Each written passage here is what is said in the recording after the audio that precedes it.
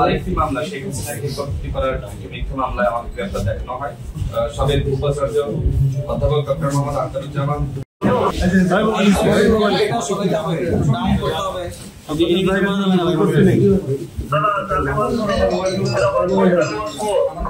উঠে দিলেন কেন?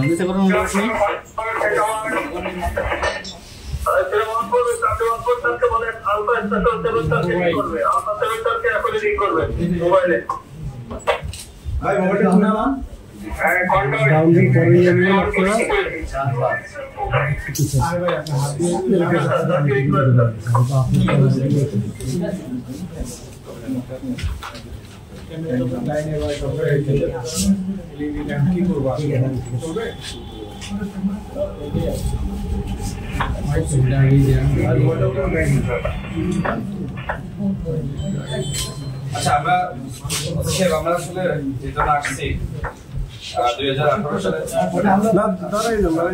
সালে যে সংস্কার আন্দোলন ওই সময় ঢাকা বিশ্ববিদ্যালয়ের অগ্নিসংযোগ এবং ভাঙচুর হয়। সেই ঘটনায় আমাকে হুকুমদাতা এবং নির্দেশদাতা হিসেবে আসামি করা হয় এবং আরেকটি মামলা শেখ হাসিনাকে কর্তৃত্ব করার মিথ্যা মামলায় আমাকে গ্রেপ্তার দেখানো হয়। তো দুইটি মামলায় আমি টোটাল 15 দিন রিমান্ড এবং 3 দিন পুলিশ হেফাজতে, টোটাল 18 দিন আমি রিমান্ড এবং পুলিশ হেফাজতে ছিলাম। সেই সময় আমাকে সামগ্রিকভাবে নির্যাতন করা হয়। তো সেই প্রেক্ষিতে যেহেতু আমি ভুক্তভোগী, আমরা টোটাল 13 জনকে আসামি করে এবং নাম উল্লেখ করে, এর মধ্যে যারা আছে এর মধ্যে আমরা যাদের নাম উল্লেখ করেছি কয়েকজনের নাম বলি। সেটা হলো যে সাবেক উপাচার্য অধ্যাপক ডক্টর মোহাম্মদ আখতারুজ্জামান, ডক্টর গোলাম রব্বানী, আওয়ামী লীগের সভাপতি মন্ডলীর সদস্য জাহিদ কবির নানক সহ ওই সময়কার ছাত্রলীগের দায়িত্বশীল এবং যারা বিশ্ববিদ্যালয় প্রশাসনের আমি শিক্ষকরা ছিলেন তাদের বিষয়ে টোটাল 13 জনের নাম উল্লেখ করেছে। আর 500 ছাত্রলীগের নেতাকর্মী, এটা অজ্ঞাতনামা, যারা ওই সময় হামলা জড়িত হয়েছে, আপনারা তদন্ত করে ব্যবস্থা নেবেন। আপনার কাছে আমরা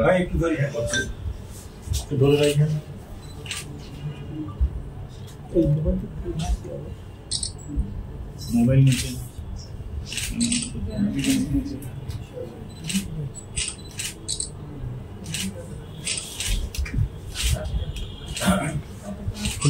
আমি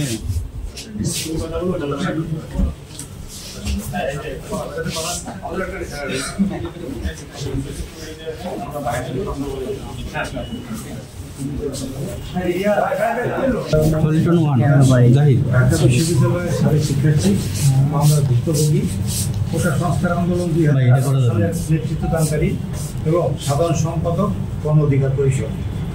রাশিদ সাহেব আমাদেরকে একটা মামলার এজেন্টে 2018 সালে কোটা সংস্কার আন্দোলনের সময় গণপদযাত্রায় তাদের অতর্কিত হামলা, তারপর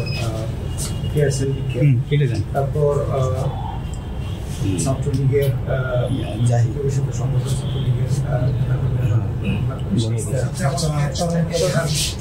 প্রদান করেন। আমরা এটা গ্রহণ করেছি।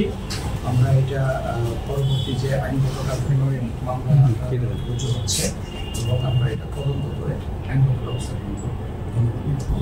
সাবেক উপাচার্য এইটাতে আছে সাবেক উপাচার্য অধ্যাপক ডক্টর মোহাম্মদ আখতারুজ্জামান, সাবেক ডক্টর অধ্যাপক গোলাম রব্বানী, আওয়ামী লীগের সভাপতি মণ্ডলীর সদস্য তৎকালীন জাহাঙ্গীর কবির নানক, আওয়ামী লীগের সাংগঠনিক সম্পাদকের আন্দোলন স্বামী, ছাত্রলীগের সাবেক কেন্দ্রীয় সভাপতি সাইফুর রহমান সোহাগ, নিষিদ্ধ ছাত্রলীগের সাবেক কেন্দ্রীয় সাধারণ সম্পাদক এস.এম. জাকির হোসেন, নিষিদ্ধ ছাত্রলীগের কাবি শাখার সাবেক সভাপতি আবিদ আল হাসান, নিষিদ্ধ ছাত্রলীগের কাবি শাখার সাবেক সাধারণ সম্পাদক প্রিন্স, নিষিদ্ধ ছাত্রলীগের সাবেক সহসভাপতি আল নাহিয়ান খান জয়, পরবর্তীতে কেন্দ্রীয় সভাপতি, নিষিদ্ধ ছাত্রলীগের ঢাকা কলেজ শাখার সাবেক সাধারণ সম্পাদক ও কেন্দ্রীয় সহসভাপতি সাবেক সাকিব হাসান সুইফ, মুক্তিযোদ্ধার কেন্দ্রীয় কমিটির সভাপতি